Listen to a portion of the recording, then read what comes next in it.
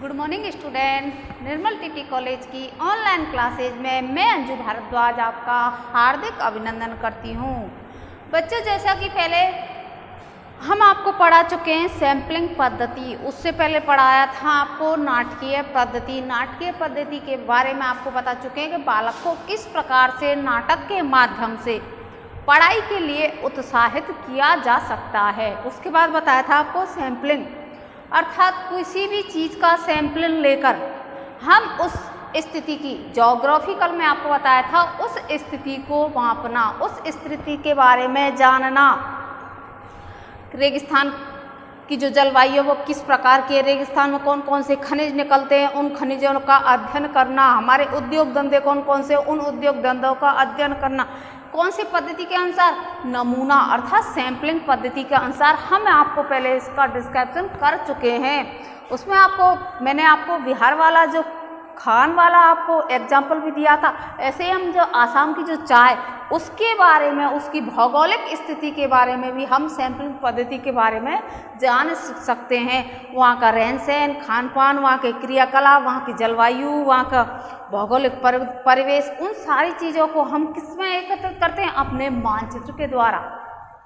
चित्र, मानचित्र, मॉडल, उनको एकत्रित करके हम अपने पाठ्य को सरल तरीके से बच्चों को समझा सकते हैं। इसके बाद आज हम आपको पढ़ाएंगे क्रिया पद्धति। क्रिया पद्धति क्या होती है? क्रिया पद्धति से शिक्षण में तात्पर्य है क्रियाशील रहना।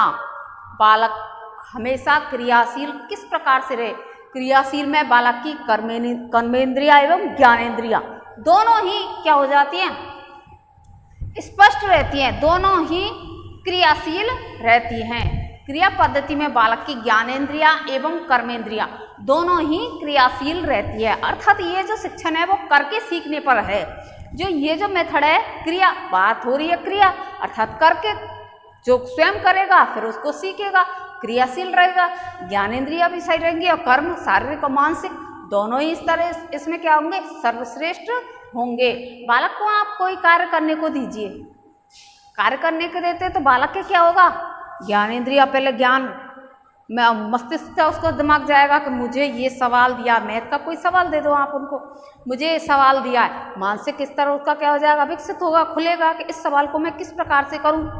क्रियाशील होगा बालक की कर्मेंद्रिय, कार्य करने में तत्पर होगा बालक। तो ये क्रिया करके सीखना, ये क्रियाशील पद्धति अगर हम हमारे एसएसके या सामाजिक विज्ञान या सामाजिक अध्ययन में इस पद्धति को अपनाए तो बालक सरल तरीके से अपने पाठ को अच्छे से सीख सकता है क्रियाशील पद्धति के द्वारा। इसमें बालक स्वतः ही अनुभव अपने, जब अब उसको कार्य करने के लिए दिया जाता है कोई भी चीज़, जैसे सामाजिक अध्ययन में कोई भी ऐसा टॉपिक होता है जैसे सूती वस्त्र उद्योग, इनके बारे में आप क्रिया करके बताइए। कोई भी कार्य है तो ये सूती वस्त्र उद्योग होता क्या है, अपने ज्ञान को लगाएगा, कार्य क्षेत्र में करेगा, क्या होता है सूती वस्त्र उद्योग। या फिर ऐसे इसका कोई ऐसा पार्ट लीजिए कि कोई भी व्यक्ति विशेष की चीज़ होती है, उस व्यक्ति विशेष के बारे में जानकारी एकत्रित करना। कार्य करेगा बालक, क्रिया करेगा तो स्वयं स्वतः ही अनुभव करेगा, तो बाहर कार्य करने के लिए इसमें उद्धृत होगा। करके सीखना, ये पद्धति किस पर आधारित है? करके सीखना। वैसे तो आपको पता ही है कि जो मानव जो शरीर होता है ना, मानव जो होता है वो शांतचित्त कभी नहीं रहता है। रहते हो क्या? तुम रहते हो? जी नहीं। कुछ ना कुछ इस दिमाग में खुरापाती चलती रहती है, कुछ ना कुछ इंसान हमेशा सोचता रहता है मुझे ये कार्य करना है। अगर आप विद्यालय में हो, विद्यालय में तो विद्यालय के बहुत सारे आपको पढ़ाई से संबंधित कार्य होते हैं, तो उन कार्यों के बारे में आप डिस्कस, मुझे ये क्वेश्चन दिया है, ये सवाल दिया है, इसको घर जाके मैं कैसे सॉल्व करूं, यहाँ गुरुजी से पूछूं, गुरुजी से पूछ के अगर नहीं आए तो मुझे कौन सी टेक्निक अपनानी चाहिए जिससे मेरा यह सवाल हल हो जाए।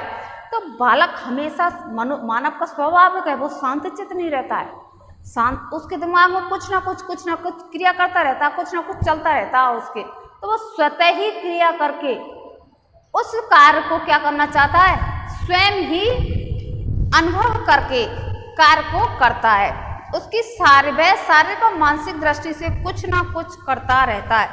परिश्रम आप देख लो, जो ये बहुत सारे बोझा ढोने वाले हैं वो शारीरिक रूप से कार्य करते हैं, क्रियाशील ही तो होते हैं। तुम कर रोला, किसान है वो सारे दिन खेत पे काम करता रहता है, क्रिया करता रहता है अपना शारीरिक रूप से।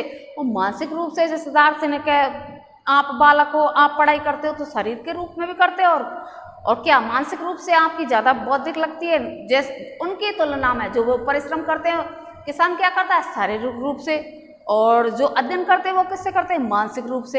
होता थोड़ा डिफरेंस है पर दोनों के क्रियाशील तो हैं, वो भी क्रिया कर रहे हैं इधर, आप भी क्रिया कर रहे हो। तो मनुष्य होता है वो कुछ ना कुछ हमेशा करता रहता है।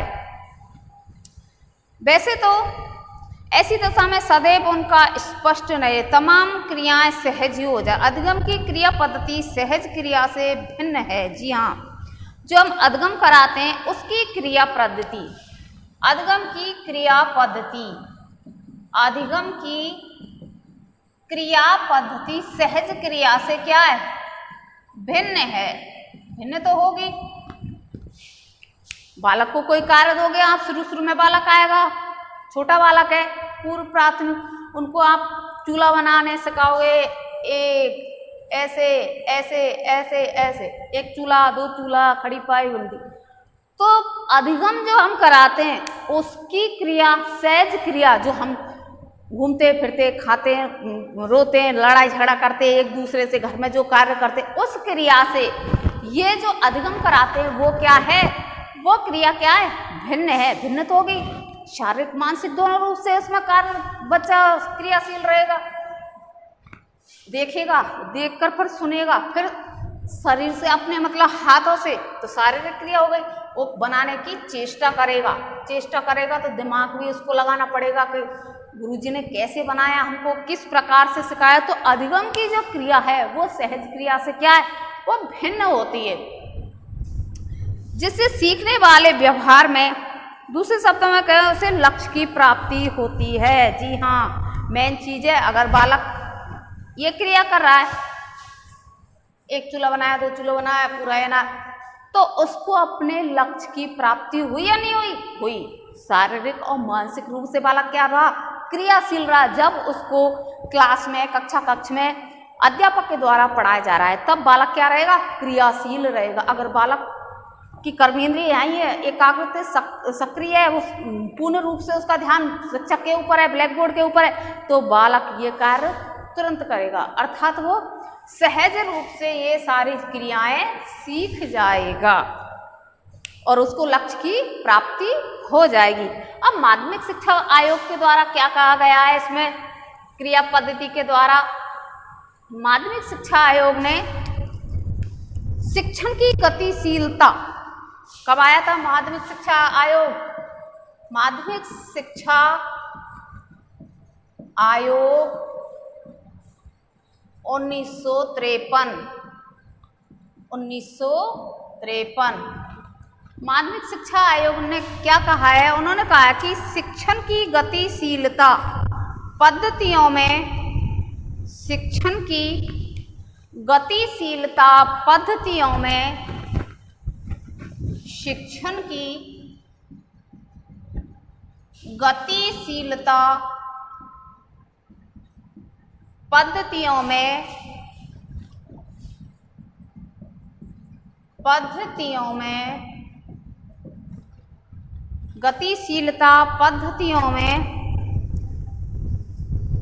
की गई संस्तुति विशेष रूप से द्रष्टव्य है। शिक्षण में मौखिक कथन एवं स्मरण, जी शिक्षण में मूल रूप से बात है यहाँ, शिक्षण में मौखिक कथन एवं स्मरण, मौखिक कथन एवं स्मरण, मौखिक कथन होगा और स्मरण करने के स्थान पर उद्देश्यपूर्ण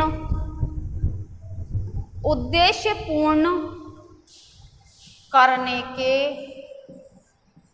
स्थान पर उद्देश्यपूर्ण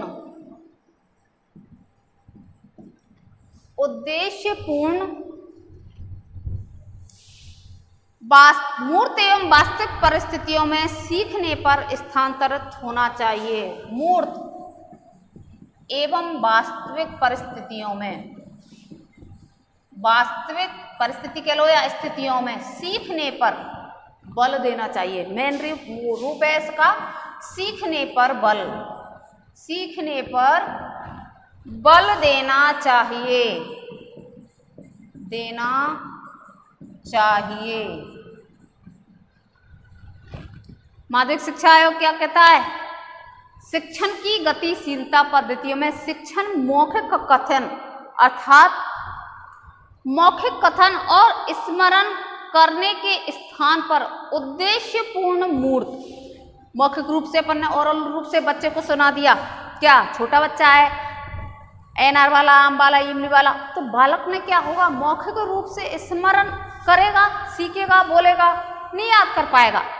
के स्थान पर जैसे हमने कोई भी उनको गिनती सिखा रहे, पहाड़े सुना रहे, सिखा रहे, किताब पढ़ना सिखा रहे मौखिक रूप से, तो उद्देश्य स्मरण करने के स्थान पर मूर्त एवं वास्तविक स्थिति को पर बल देना चाहिए। वास्तविक स्थिति क्या? उसको सिखाने पर आप शिक्षक ने बोल दिया, बालक ने सुन लिया तो वो सीख गया। जी नहीं, यह अधिगम नहीं हुआ। अधिगम क्या होना चाहिए?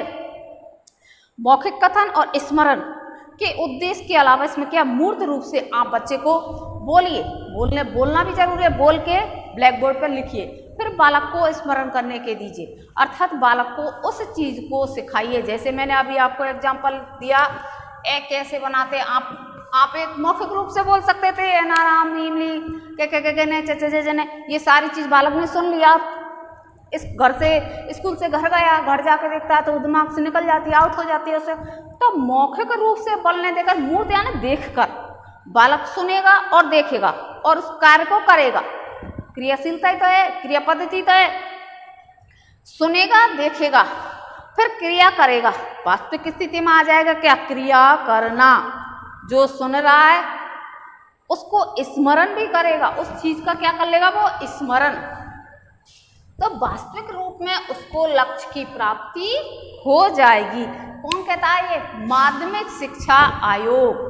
शिक्षण की गतिशीलता, उसकी गतिशीलता बनी रहेगी, अवरुद्ध नहीं आएगा, बालक बीच में अटकेगा नहीं, उसको सारी जो टेक्निक है क्रिया करके जो बताई जा रही है उन क्रियाओं पर बालक बल देकर वास्तविक ज्ञान अर्थात अधिगम में सर्वश्रेष्ठ हो जाएगा। प्राथमिक बच्चों के लिए, पूर्व प्राथमिक बच्चों के लिए क्रिया पद्धति बहुत ही लाभदायक है, बहुत ही अच्छी है। उसको नई नई टेक्निक के द्वारा बालक को हम अच्छे से सिखा सकते हैं।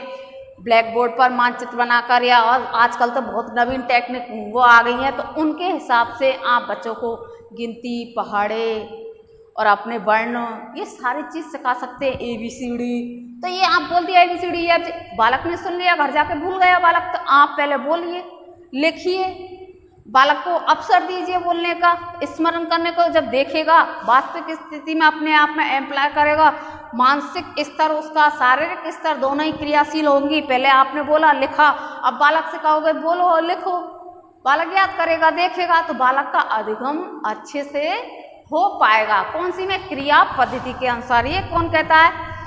ये कहता है माध्यमिक शिक्षा आयोग। क्रिया पद्धति एवं योजना पद्धति के नियमों में विद्यालय कार्य को अपनाना जाना चाहिए।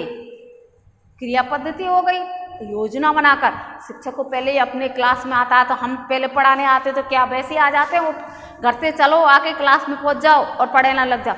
हमने पहले पूर्व प्लानिंग नहीं की कि हमें आज आपको क्या पढ़ाना है, किस चीज़ के बारे में आपको डेफिनेशन करता है। ये शिक्षक की सबसे बड़ी गलती होती है। अगर वो शिक्षक बिना पढ़े और बिना अपने अध्ययन किए, आपको अध्ययन नहीं करना पड़ता है, शिक्षक को भी अध्ययन करना पड़ता है। और हर शिक्षक का ये दायित्व है पहले स्वयं अध्ययन करे, फिर विद्यार्थियों को अध्ययन कराए। तो स्वयं जब पूर्ण रूप में वो पहले से तैयार होकर आएगा कि आज मुझे कक्षा के अंदर जाकर बच्चों को ये चीज़ सिखानी है, तो बालक अच्छे से उस चीज़ को सरल तरीके से सीख जाएगा। मतलब शिक्षक पहले ही पूर्व योजना बनाकर अर्थात क्रिया करके और योजना बना के जो चीज़ को हम बालकों को समझाएंगे, तो बालकों को वो चीज़ अच्छे से समझ में आएगी। ये कौन कहता है? ये कहता है माध्यमिक शिक्षा आयोग। माध्यमिक शिक्षा मूर्त रूप पर और वास्तविक स्थिति को सीखने पर बल देती है।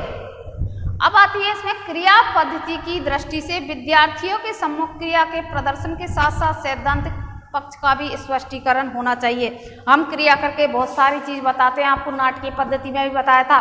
शिक्षक कोई कार्य करता है तो स्वयं भी अभिनय करता है, अभिनय करके जैसे पद्यात्मक आ गया, गद्य आ गया, गद्य में गद्य के हिसाब से बोलेगा, पद में पद के हिसाब से बोला गया, गेयात्मक रूप से, तो स्वयं ही तो अभिनय करता है। रंगमंच जो नाटकीय विधि है उसमें क्या शिक्षक स्वयं पहले क्या करता है, अध्यापन करता है, अर्थात स्वयं अभिनय करता है, तब बालक उसका अनुकरण करके फिर रंगमंच पर कौन आते हैं, बालक आते हैं। कौन सी पद्धति के अनुसार बताया था, नाटकीय पद्धति के अनुसार। तो इसमें यह कहा कि पहले शिक्षक को अगर स्वयं क्रिया करता है अर्थात स्वयं अपने आप में वो चीज संबोधित करता है जो बालकों को सिखाना चाहता है, तो उसमें बालक स्वयं ही सरल तरीके से अपना अध्ययन करना सीख जाएंगे।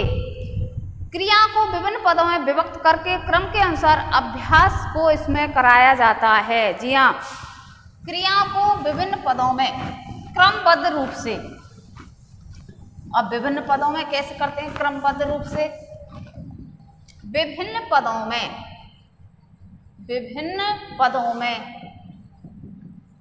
क्रमबद्ध रूप से क्रिया करके सिखाना।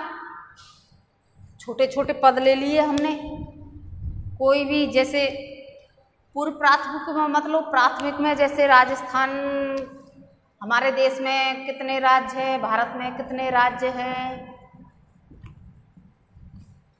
हम कौन से राज्य में रहते हैं, तो ये छोटे छोटे जो 6 क्लास से सामाजिक अध्ययन चल जाती है, तो हम कौन से देश में रहते हैं, हमारे देश में कितने राज्य हैं, हम कौन से राज्य में रहते हैं, तो विभिन्न पदों में क्रमबद्ध रूप से अर्थात उसका तारतम्यता बनाते हुए बालक को क्रिया करवाई जानी चाहिए, जिससे बालक स्वयं ही क्या हो जाता है, इससे अधिगम करने में सरलता आती है और बालक की रुचि जागृत होती है और बालक इसमें क्या होता है, पूर्ण रूप से क्रियाशील होता है, शारीरिक एवं मानसिक रूप से, और स्वयं भी अभ्यास करता है। इसमें अभ्यास शिक्षक करेगा, हमारे देश में कितने राज्य हैं, हम कौन से राज्य में रहते हैं, या फिर वर्णों को ले लीजिए आप, ए एन आई यू, इनको ले लीजिए क्रमबद्ध से। इसके बाद क्या आते हैं, ये स्वर आते हैं, ये व्यंजन आते हैं, व्यंजन के बाद ऊष्म वर्ण आते हैं, अंतस्थ वर्ण आते हैं, या फिर इतनी हमारी संख्या 33 इसमें होती है, 11 स्वर होते हैं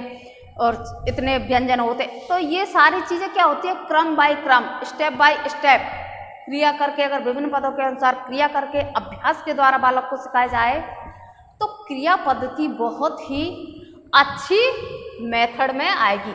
एसएस के विद्यार्थियों के लिए, सामाजिक विज्ञान के विद्यार्थियों के लिए क्रिया उसमें भी तो करते हैं, विज्ञान के प्रैक्टिकल होता है ना वर्क, उसमें स्टेप बाय स्टेप भी तो होते हैं सारी चीज़ें। फिर इसमें आती है, इसमें जैसे चित्र, मानचित्र, आरेख, चित्र, मानचित्र, आरेख,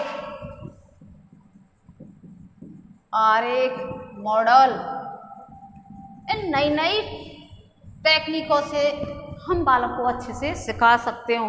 किसी का भी चित्र आप ले आओ, अपने प्लानर बोर्ड के ऊपर खोल दो, उसको बताइए बच्चों ये किसका, पहले आपने मौखिक रूप से उनको दे दिया, मौखिक रूप से उसके बारे में आपने समझा दिया। अब बच्चों से आप पूछोगे ये क्या चीज़ है, किसका चित्र है, उस चित्र का पहले आपने मौखिक रूप से कोई वर्णन कर दिया, तो बच्चे आराम से इस चित्र को सीख जाएंगे या इसके बारे में सीख जाएंगे, जो आप क्रिया करके। मानचित्र भी, आरेख भी, कोई आरेख खींच दे जो जैसे आयत वर्ग वगैरह, ये सारी चीज़ें आपको मैथ में पढ़ानी हो, मॉडल ला सकते हो किसी भी चीज़ का, ये आप विद्यार्थियों में अच्छे से इसका प्रयोग किया जा सकता है। इस पद्धति में निरीक्षण के साथ साथ अनुकरण करके कार्य करने पर विशेष स्थान देता है। अनुकरण तो बालक करेगा ही, क्योंकि शिक्षक पहले ये कार्य करता है, शिक्षक को स्वयं पहले ये क्रिया करनी पड़ती है। जो जिन जिन टेक्निकों का शिक्षक पहले प्रयोग करेगा उसी का अनुकरण करके बालक अध्यापन करता है। कौन सी में, क्रिया पद्धति के द्वारा। क्रिया पद्धति के द्वारा बालक को शारीरिक एवं मानसिक रूप से क्रियाएं करते हुए ये सारी पद्धतियों का प्रयोग किया जाना चाहिए। अब अब क्रिया पद्धति के आते हैं लाभ। अब तक हमने सीखा था क्रिया पद्धति होती क्या है, इससे बालक को किस प्रकार प्रेरित किया जाता है, बालक इसमें किस प्रकार से अध्ययन कर सकता है, अपने पाठ्य वस्तु को किस प्रकार से सरल तरीके से बनाया जा सकता है शिक्षक के द्वारा। अब आता है क्रिया पद्धति के लाभ। अब क्रिया पद्धति के लाभ कौन कौन से हैं, इसमें आएगा नंबर 1, विद्यार्थियों को करके सीखने का अवसर। मैंने आपसे सबसे पहले बताया क्रिया कर रहा है तो स्वयं करके सीखने पर विद्यार्थियों को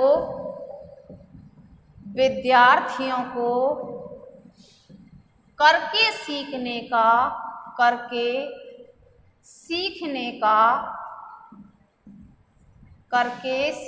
का अध्ययन।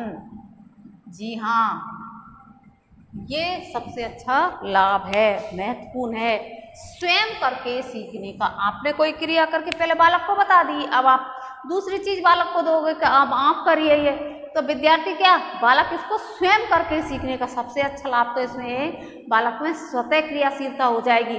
स्वयं हर चीज को वो करना स्वयं ही सीख जाएगा, दूसरे की सहायता लेना कम कर देगा, क्योंकि उसको वो टेक्निक आ गई कि मुझे इस चीज को किस प्रकार से हल करना है। अगर मैं ये कार्य करूंगा तो शायद हो सकता है कि मैं नई चीज भी उत्पन्न कर सकूं इससे। तो पहला इसका लाभ आता है वो होता है विद्यार्थी करके सीखने पर बल देते हैं। दूसरा आता है इसमें निरीक्षण एवं अनुकरण शक्ति के साथ साथ मांसपेशियों का उचित प्रशिक्षण। निरीक्षण एवं अनुकरण के साथ साथ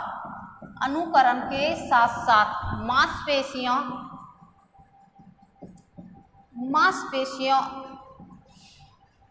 तथा ज्ञानेंद्रियों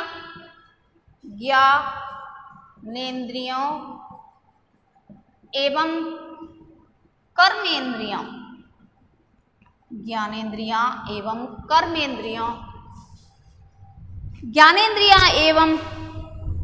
कर्मेंद्रियों पुष्ट होती हैं, किसकी, बालक की, या शक्तिशाली होती हैं। कौन सी पद्धति में, क्रिया पहला आ गया करके सीखना, दूसरा आ गया विद्यार्थियों का निरीक्षण एवं अनुकरण करने के साथ साथ कोई कार्य करवाओगे, आप स्वयं करोगे, स्वयं करते हुए आपने जो कार्य करवा दिया, अब आई बारी किसकी, बालक की। अब बालक ने अपना अनुकरण कर लिया, अब अपन ने जो कार्य किया बालक उसी कार्य को करेगा। तो बालक क्या कर रहा है, अब अनुकरण कर रहा है, तो निरीक्षण पहले उसने कर लिया, फिर अनुकरण के साथ साथ मांसपेशियों का उसका प्रयोग करेगा जो उसके दिमाग में है। तथा ज्ञानेंद्रिय एवं कर्मेंद्रियों क्या होती है, इसमें शक्तिशाली होती है, अपने ज्ञान को विकसित करेगा और फिर कार्य करेगा तो वो क्या होगी, शक्तिशाली अर्थात पुष्ट होंगी। ज्ञानेंद्रिय एवं कर्मेंद्रियां, मांसपेशियों का उचित प्रशिक्षण होता है, इसमें प्रशिक्षण दिया जाता है और ज्ञानेंद्रिय कर्मेंद्रियां बलशाली हो जाती है, पुष्ट हो जाती है। तीसरा इसका लाभ है वो है शारीरिक मानसिक क्रिया में अच्छा तालमेल विकसित होना। जी, शारीरिक और मानसिक वही चीज है, शारीरिक एवं मानसिक क्रिया में तालमेल। जी हाँ, तालमेल, ये नहीं है बैठे आप यहाँ और माइंड कहीं और घूम रहा है, जी नहीं, दोनों ही सक्रिय होने चाहिए।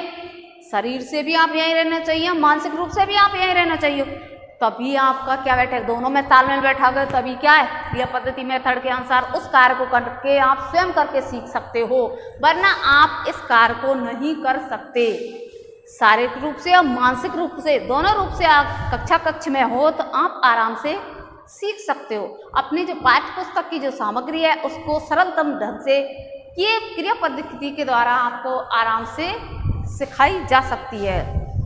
बालक की रुचि किसी कार्य को करने में स्वाभाविक रूप से होती है, इससे खेल खेल में भी नई बातें सीख जाते हैं। जी हाँ, अगला पॉइंट है इसमें वो है बालक की रुचि। बालक की रुचि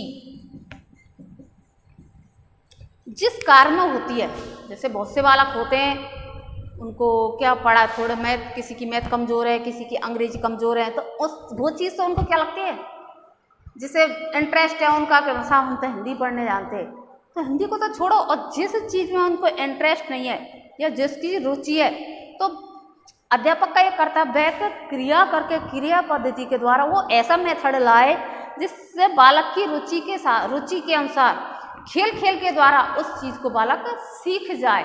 मैथ का मैंने आपको बहुत पहले उदाहरण दिया कि वो गोल घेरा सा बना के डांस करते हुए बच्चों को सिखाते हैं, क्या पहाड़े गिनती खेल खेल के माध्यम से बालक को सिखाना, बालक अच्छे से ग्रहण कर जाता है उस चीज़ को। टफ कठिन लगती थी उनको गणित, पहाड़े सीखना, गिनती सीखना, और फिर जोड़ गुना भाग, अंग्रेजी बोलना, तो अंग्रेजी के बहुत सारे ऐसे टिप्स आते हैं, तो बालक को अपन अंत्याक्षरी के माध्यम से भी उनके वोकैबुलरी को स्ट्रॉन्ग कर सकते हैं। तो खेल खेल के द्वारा बालक की रुचि का भी इसमें जागृत होती है और नई बातें उसमें सीख जाता है, बालक को नई चीज़ें भी सीखने को मिलती है। अरे ये तो बहुत अच्छा खेल है, इस खेल के द्वारा तो मैं बहुत सारी चीज़ें सीख जाता हूँ। उसमें बालक क्या नहीं करता, उसमें बालक बोरियत भी महसूस नहीं करता, थकान भी महसूस नहीं करता, ना नीरसता आती है, क्योंकि बालक को हम किसके अनुसार सिखा रहे हैं, खेल खेल के द्वारा इसमें हम बालक को प्रशिक्षण दे रहे हैं। अगला जो इसमें पॉइंट आता है वो है, इस पद्धति का प्रयोग विशिष्ट समस्याग्रस्त बालकों के लिए किया जा सकता है। हाँ जी, ये भी है इसमें, विशिष्ट समस्याग्रस्त। कौन से बालक? विशिष्ट समस्याग्रस्त जो बालक होते हैं,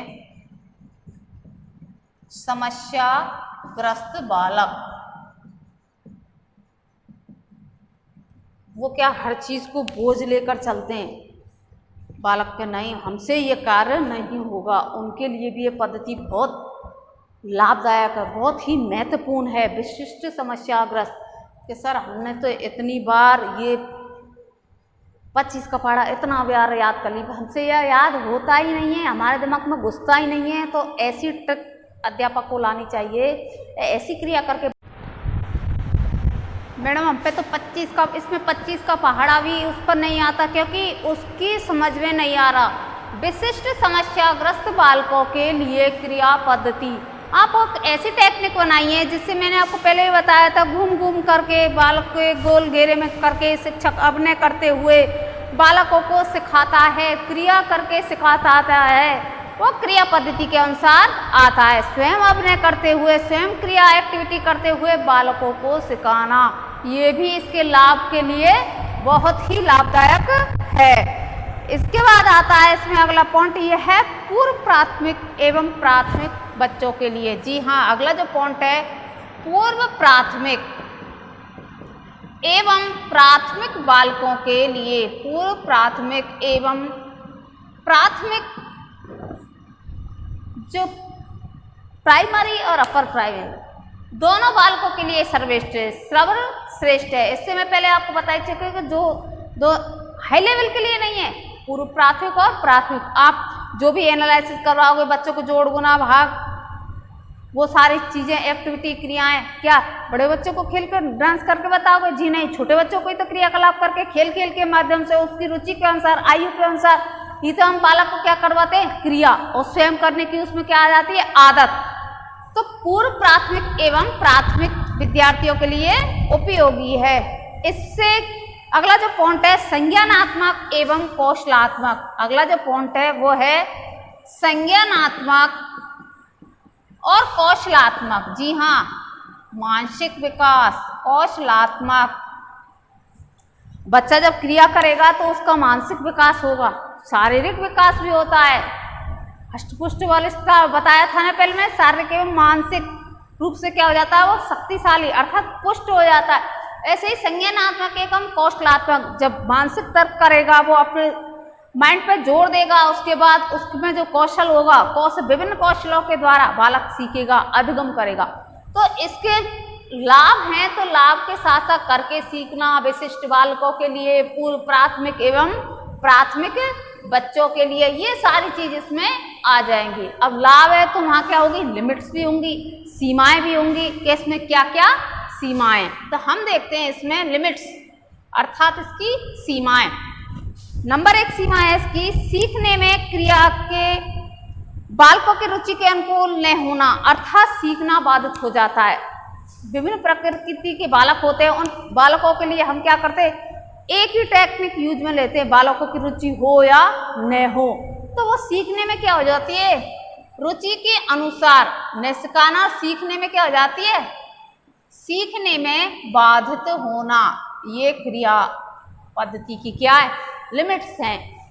बालक को रुचि उत्पन्न नहीं होती है, जबरदस्ती कहते हैं किसी का मन नहीं है खेलने के अनुसार या डांस करने में या गाने में, कुछ भी और जो एक्टिविटीज करा रहे हैं हम जबरदस्ती थोड़ी थोप सकते हैं, तो उसकी रुचि नहीं है उस चीज में, तो सीखने में ये पद्धति क्या हो रही है, बाधित कर रही है, बालक के ज्ञान का बाधित कर रही है। दूसरी लिमिट है इसमें, बच्चों की रुचियों में पर्याप्त भिन्नता होती है, कभी कभी एक प्रकार की क्रिया कराना सबसे कठिन कार्य हो जाता है। जी हाँ, हम ब्लैक बोर्ड का यूज कर रहे हैं, बालकों को मल्टीप्लाई कर रहे हैं, 2 1 2 2 2 4, या फिर छोटे बालों के लिए ABCD लिखा रहे हैं, कोई भी चीज केवल ब्लैक बोर्ड का प्रयोग कर रहे हैं, तो बच्चे जो कक्षा में के अंदर बैठे होंगे वो क्या हो जाएंगे, इससे बोर हो जाएंगे। और विभिन्न प्रकार की जो रुचि के बालक है उनमें क्या आ जाएगी, इसमें नीरसता आ जाएगी, तो ये भी इसमें लिमिट्स है, क्या आ जाएगी, नीरसता आ जाएगी, वो भी इसकी लिमिट्स होगी।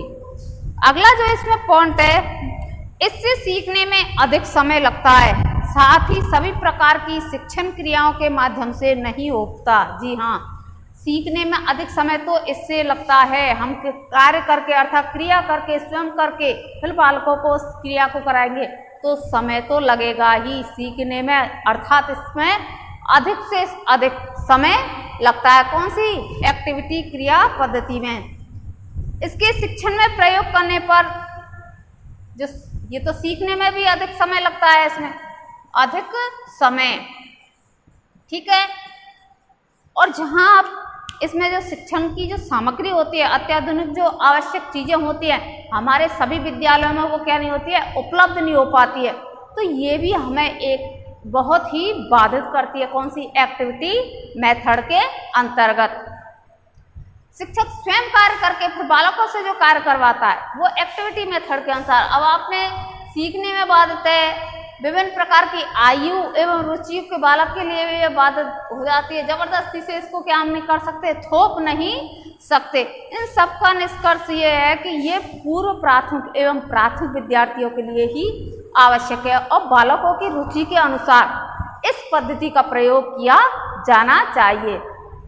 मैं मानती हूँ कि आज जो क्रिया पद्धति पढ़ाई है वो आपके समझ में आई होगी। नेक्स्ट क्लास में अगली पद्धति पढ़ेंगे, तब तक के लिए धन्यवाद।